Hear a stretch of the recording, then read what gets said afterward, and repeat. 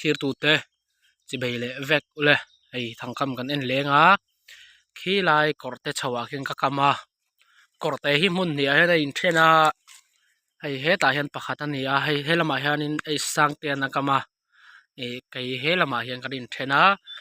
nimina te khanin asaju o kha kalau post sakman mo a comment na lama khanin ena tui om lo zo vek an lo tia tun chu kan post sak to lawanga à mani o in kan post to a buai kha klat en po phal to don lo hrim hrim a chuwang chuanin kan post sak to lawanga keimani lak chin keima o chin chau karon te lang tonga chuanin kan en tak tak ma in mila subscribe lo de khanin no subscribe ula chuan like le share comment kha milo nu chia le donia tuna thangkam kan en tan ha lang hei helai lungpuk karvela hian ka kama akal kong hi thang reng sajun om du mel khop maya bel lom khop maya o kongem o gro pip o gro pirlo vamak imim vi vui khanan pirlo hal pang maya vamak ve sala chuanin adanga kan en ngalang solai song ka kam le mitin kha o karin bernan ok lawa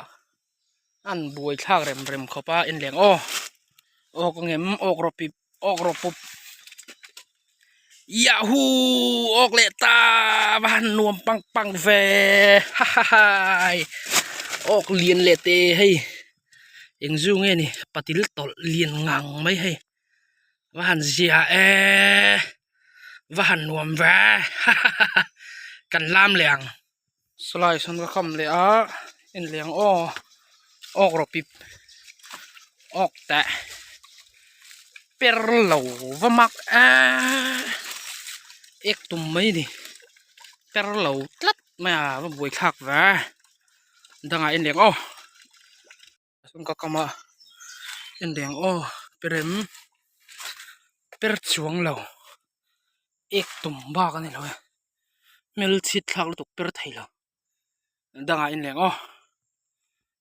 hela hian ka kam le a in leng o perro pip ok ro pip per chuang lo famak kal kong hen te he bel that te reng nen per mi lo danga in leng o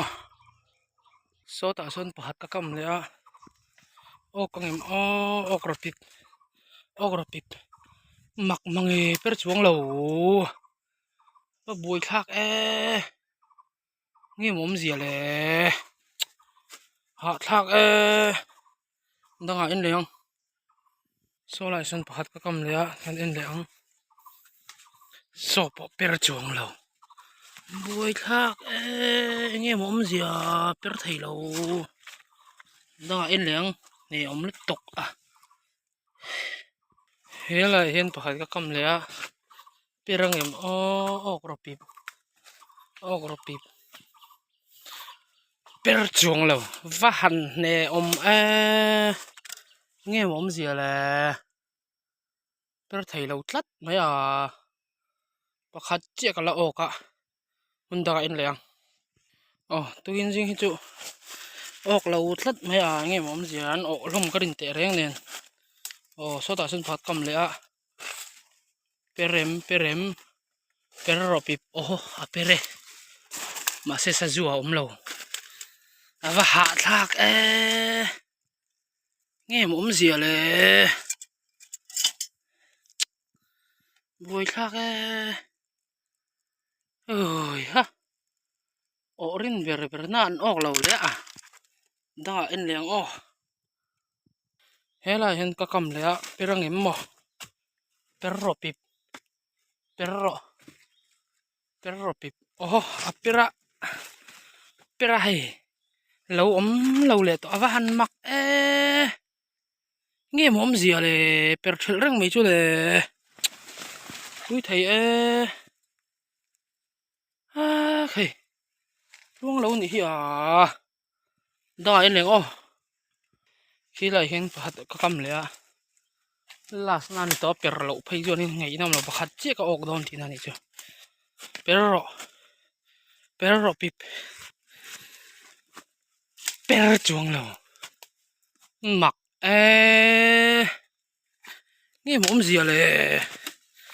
sử dụng ông lâu tóc anh em này ngày nào ông lâu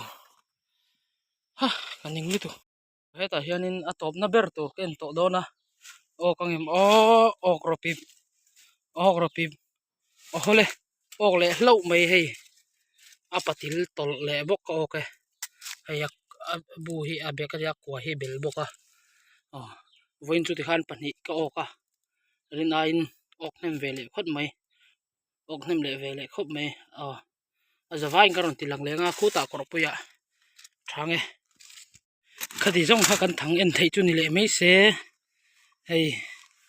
pani ka hon le a hi